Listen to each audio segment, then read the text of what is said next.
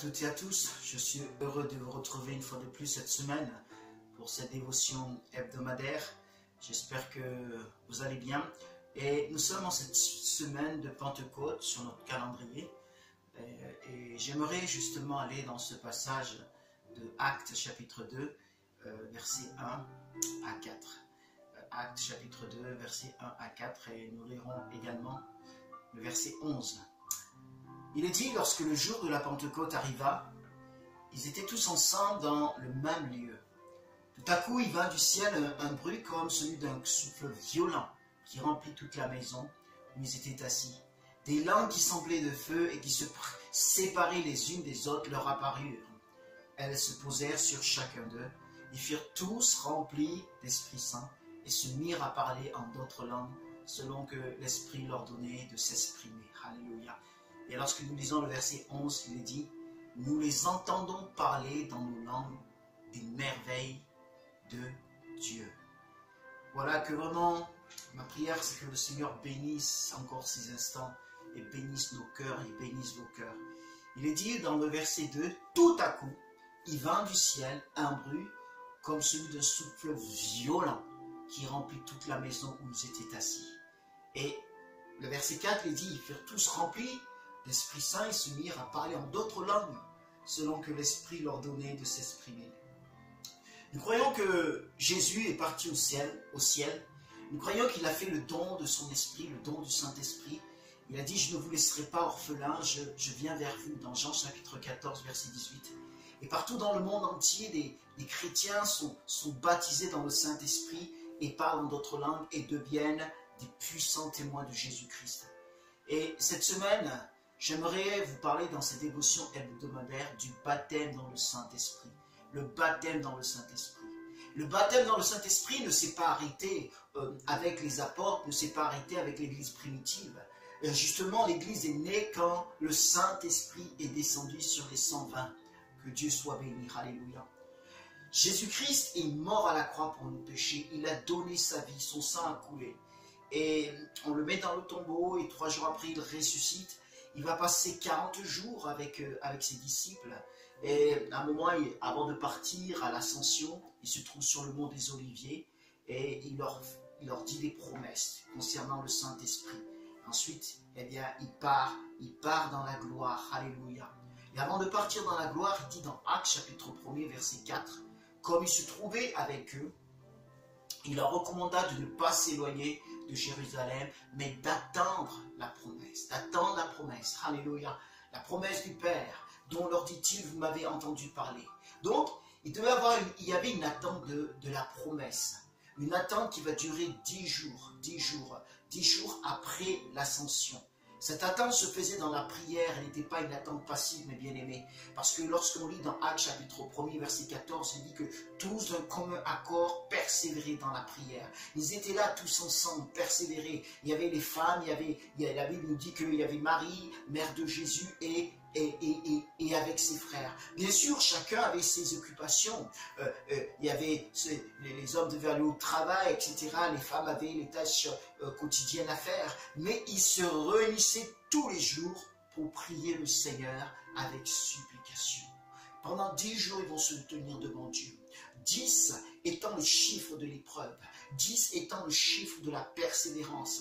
Quand un beau jour, et c'était le jour de la Pentecôte, la Bible nous dit que tout à coup, il vint du ciel un bruit comme celui d'un souffle violent qui remplit toute la maison où ils étaient assis. Ils furent tous remplis du Saint-Esprit et se mirent à parler en d'autres langues. Alléluia. C'était le baptême dans le Saint-Esprit. Baptême. Baptême veut dire, le mot baptême veut dire plongeon. C'est immergé, c'est submergé. Et donc, lorsqu'on parle de baptême dans le Saint-Esprit, on parle d'un plongeon dans le Saint-Esprit. Baptiser dans le Saint-Esprit, c'est immerger, c'est plonger dans le Saint-Esprit, c'est immerger dans le Saint-Esprit, ou encore submerger dans le Saint-Esprit. Et c'est Jésus qui nous baptise dans le Saint-Esprit, ce n'est pas un homme.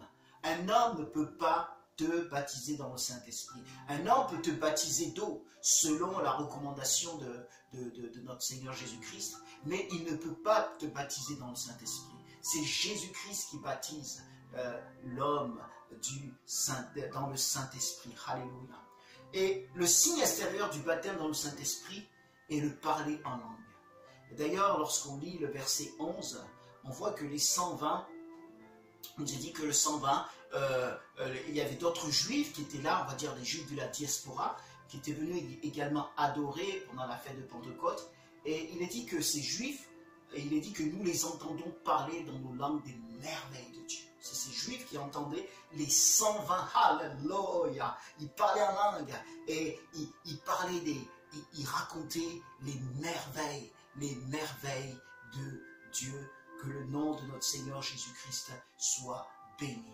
Voyons un peu, sans entrer dans les détails, mais le but du parler en langue, ou le but du baptême dans le Saint-Esprit. C'est pour recevoir, l'un de ces buts, c'est pour recevoir une puissance pour être témoin. Dans Actes 1:8, il est dit, vous recevrez une puissance, celle du Saint-Esprit, et vous serez mes témoins à Jérusalem, dans toute la Judée, dans la Samarie et jusqu'aux extrémités de la terre. Donc, c'est une puissance, c'est recevoir une puissance pour être témoin. Un autre but, c'est recevoir la puissance dans le témoignage. Le premier point que je viens d'énoncer, je verrai certainement dimanche, et aussi ce point que j'énonce, c'est la puissance dans le témoignage, ça va ensemble. Je verrai ça dans le culte de dimanche, afin que beaucoup d'âmes soient sauvées. Un autre de ces buts du baptême dans le Saint-Esprit ou du parler en langue, c'est l'édification personnelle. Il est dit dans 1 Corinthiens chapitre 14, verset 4, c'est Paul qui écrit, il dit, celui qui parle en langue s'édifie lui-même. Amen. Celui qui parle en langue s'édifie lui-même. Donc nous voyons qu'il y a là une édification personnelle. Notre âme s'édifie. Notre âme se construit, notre âme se bâtit, notre âme s'élève vers Dieu. Cela nous fortifie, cela nous fait rentrer dans le surnaturel, le mystère de Dieu. C'est une richesse pour l'esprit et l'âme. Le baptême dans le Saint-Esprit ouvre la porte aux dons spirituels. Gloire à Dieu, alléluia. Le mot grec traduit par édifier veut dire construire une maison. Et sa signification complète, et construire une maison spirituelle de la foi. Construire une maison spirituelle de la foi. Donc, en priant en langue, nous pourrons construire notre maison spirituelle de la foi, nous édifiant. Merci Seigneur. Et Paul dira, je rends grâce à Dieu de ce que je parle en langue plus que vous tous. Dans 1 Corinthiens chapitre 14, verset 18. Donc, mes bien-aimés, parlez abondamment en langue chez vous, dans votre culte personnel. Parlez abondamment en langue. Vous allez vous édifier. Amen. Éphésiens chapitre 6, verset 18 nous dit, priez en tout temps par l'Esprit, avec toutes sortes de prières et de supplications. Et il est dit, veillez-y avec une entière persévérance. Priez en tout temps par l'Esprit. Veillez-y avec une entière persévérance. Dans Juge chapitre 1, verset 20, mais vous, bien-aimés, édifiez-vous vous-même sur votre très sainte foi, pardonnez-moi, priez par le Saint-Esprit. Priez par le Saint-Esprit. Dans ces versets, il y a la prière qui est inspirée, et il faut voir ces deux sens, la prière qui est inspirée par le Saint-Esprit dans notre langue, la langue que nous connaissons. Ou des fois, on ne sait pas pourquoi, mais Dieu nous met un sujet à cœur, il nous fait voir quelque chose, et on intercède dans notre langue, la langue que nous connaissons. Mais il y a également le parler en langue, la langue que nous ne connaissons pas, et on prie par l'Esprit. On prie en langue, alléluia. Et cela nous édifie. Et la prière en langue est une puissance également contre Satan, le diable. Mais comment être baptisé dans le Saint-Esprit? Comment parler en langue?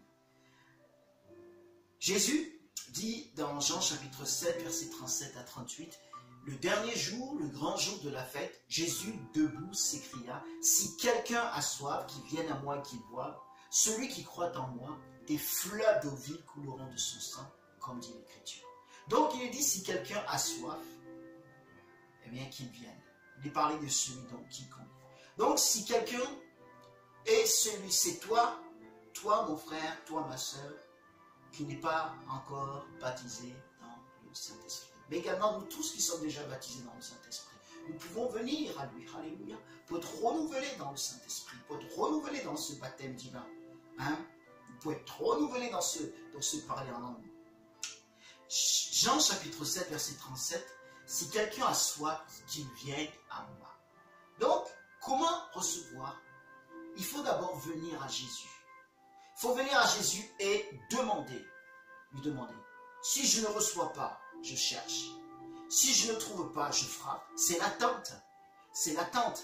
C'est ne vous éloignez pas de Jérusalem, mais attendez la promesse du Saint-Esprit. C'est l'épreuve de 10 jours. C'est la persévérance dans la prière. Donc, il faut venir à Jésus. Amen. Il faut demander. Et ensuite, il faut recevoir par la foi. Dans Jean chapitre 7, versets 37 à 38, Jésus dit qu'ils boivent. Et celui qui croit en moi, des fleuves d'eau vive couleront de son sein, comme dit l'Écriture.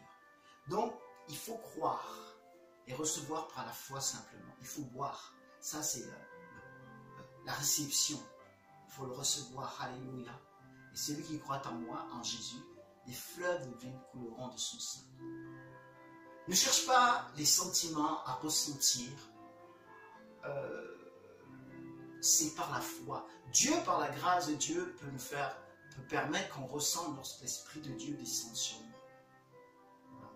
Il peut le permettre, ça c'est sa souveraineté, mais il peut ne pas permettre. Parce que le plus important, que je ressente ou que je ne ressente pas, c'est par la foi avant toute chose. Alors ne cherche pas à ressentir. Et simplement la foi en Jésus-Christ, et simplement la foi en sa promesse. Et attends-toi à recevoir. Alléluia. Que tu ressentes ou que tu ressentes rien du tout. Simplement la foi. Alléluia. Crois et reçois simplement. Tout à coup, il vint du ciel un bruit comme celui d'un souffle violent qui remplit toute la maison où ils étaient assis. Ils furent tous remplis d'Esprit Saint et se mirent à parler en d'autres langues, selon que l'Esprit leur donnait de s'exprimer. Si tu n'es pas encore baptisé dans le Saint-Esprit, tu peux l'être maintenant même, là où tu es, chez toi. Pas besoin que quelqu'un vienne t'imposer les mains, mais demande-le simplement au Seigneur. Demande-lui de te baptiser dans le Saint-Esprit. Bien sûr, si tu as fait de Jésus-Christ ton sauveur personnel, alléluia. Parce qu'avant tout, il faut être sauvé, il faut avoir confessé ses péchés, il faut avoir invité Jésus-Christ dans son cœur. Amen. Et à ce moment-là, il y a cette étape qu'on appelle le baptême dans le Saint-Esprit. Mais si tu n'as pas encore accepté Jésus-Christ comme sauveur et Seigneur, tu peux le recevoir en lui demandant pardon pour tes péchés. Comme je le disais tout à l'heure, il est mort à la croix pour tes péchés. Invite-le dans ton cœur, demande-lui pardon pour tes péchés, reçois-le. Et ensuite, demande le baptême dans le Saint-Esprit. Merci Seigneur.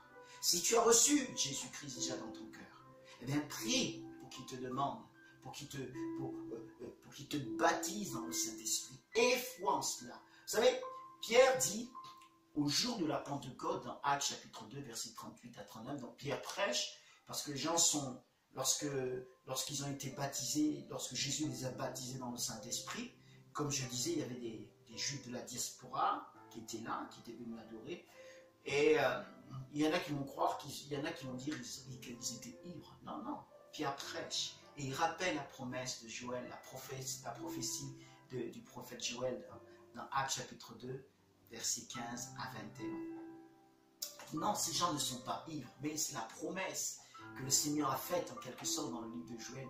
Et lorsqu'il dit cela, donc il prêche, 3000 âmes vont se convertir, waouh, une grande moisson d'âmes. Et à un moment, au verset 38 de Acte 2 jusqu'au verset 39, il dit « Repentez-vous et que chacun de vous soit baptisé au nom de Jésus-Christ pour le pardon de vos péchés et vous recevrez le don du Saint-Esprit, car la promesse est pour vous, pour vos enfants et pour tous ceux qui sont au loin, en aussi grand nombre que le Seigneur notre Dieu les appellera. » Donc Pierre dit « Et vous recevrez le don du Saint-Esprit, car la promesse est pour vous, pour vos enfants. Il n'y a pas de limite par rapport au lieu, par rapport à l'espace, par rapport aux personnes. » Amen. Donc nous pouvons tous venir. Ce baptême, c'est pour toutes les personnes qui ont rencontré Jésus, qui ont donné leur cœur à Jésus. Amen. Le don, et vous recevrez le don du Saint-Esprit. Reçois maintenant même, là où tu es, le don du Saint-Esprit. Sois baptisé dans le Saint-Esprit et parle abondamment en langue. Demande à Jésus de te baptiser. Crois et foi. Et pour ceux et celles qui sont déjà baptisés dans le Saint-Esprit, soyez renouvelés dans le Saint-Esprit et ne cessez de parler abondamment en langue. Amen. Mon frère, ma soeur, ne cesse de parler abondamment en langue parce que tu vas t'édifier. Et pour vous tous qui avez été baptisés dans le Saint-Esprit, cela ouvre la porte au don spirituel. Et c'est pour être également des témoins pour notre Seigneur Jésus-Christ. Alléluia. Je vais prier pour vous, je vais prier pour toi, pour que tu sois baptisé dans le Saint-Esprit. Après ce temps d'écoute, tu peux continuer à rester dans la présence de Jésus pour être baptisé dans le Saint-Esprit si ce n'est pas encore le cas. Et pour toi qui a reçu ce baptême déjà, tu peux encore rester dans la présence de Jésus pour être renouvelé, restauré dans ce baptême et parler abondamment en langue. Peut-être que tu ne parles plus en langue. Viens simplement au pied de la croix. Alléluia. Demande-lui pardon parce que forcément l'Esprit de Dieu a été attristé. Demande pardon au Seigneur et tu verras. J'ai beaucoup de témoignages dans ce domaine-là. Je ne vais pas le raconter, je n'ai pas le temps, on n'a pas le temps de raconter cela. Mais j'ai vu des personnes qui ne parlaient plus en langue. Simplement, je les ai exhortés. Ils avaient été baptisés dans le Saint-Esprit, bien sûr, mais voilà, par négligence. Ils ont demandé pardon au Seigneur et tout d'un coup, vlaf, la gloire de Dieu est tombée, ils ont recommencé à parler en langue. On va prier le Seigneur Jésus. Saint-Esprit, nous avons vraiment besoin de toi. Merci pour le jour de la Pentecôte où tu es descendu comme un feu, comme un vent, alléluia, embrasant les cœurs des cendres. Et ce jour-là, ils n'ont plus jamais été les mêmes. Merci Jésus d'avoir envoyé le Saint-Esprit. Et tu as baptisé les 120. Et aujourd'hui, tu vois tous mes bien-aimés qui sont là, en train d'écouter cette exhortation. Tu vois ceux qui ne sont pas encore baptisés dans le Saint-Esprit. Mon cher Jésus, mon précieux Jésus, je te demande de les baptiser maintenant même. Que je viens briser toute forme d'incrédulité s'il y a de l'incrédulité. Je prie maintenant pour que la foi de Jésus, la foi en Jésus prenne place dans leur cœur et que là où ils sont, ils reçoivent simplement ce baptême. Alléluia. Commencez à parler en langue maintenant. Recevez. Ne parlez plus dans la langue que vous connaissez, que ce soit le français, l'anglais ou autre, mais parlez dans une langue nouvelle que l'Esprit de Dieu vous donne. Amen. Je te prie, Père, pour ceux qui ont été baptisés dans le Saint-Esprit. Je te demande de les renouveler aujourd'hui même. Renouvelle-les dans ce baptême puissant, Seigneur. Et fais-les avancer, qu'ils soient renouvelés, qu'ils parlent abondamment là, au nom de Jésus-Christ. Seigneur, je veux tous les bénir entre nous en proclamant la vie de Jésus. Jésus, je t'aime. Merci pour ce que tu fais maintenant dans ces esprits, dans ces âmes, dans ces corps. Et fais de des témoins puissants en ton précieux nom Jésus-Christ. Amen. Alléluia. Gloire à Dieu. Que Dieu vous bénisse abondamment. J'étais heureux de passer ces quelques instants avec vous. Et je continue de prier pour vous. Que Dieu vous garde. Je vous souhaite une bonne semaine à tous, son divin regard. Pour les personnes qui ne sont pas encore abonnées à notre chaîne YouTube, pensez à le faire. Portez-vous bien et à très vite. Shalom, shalom.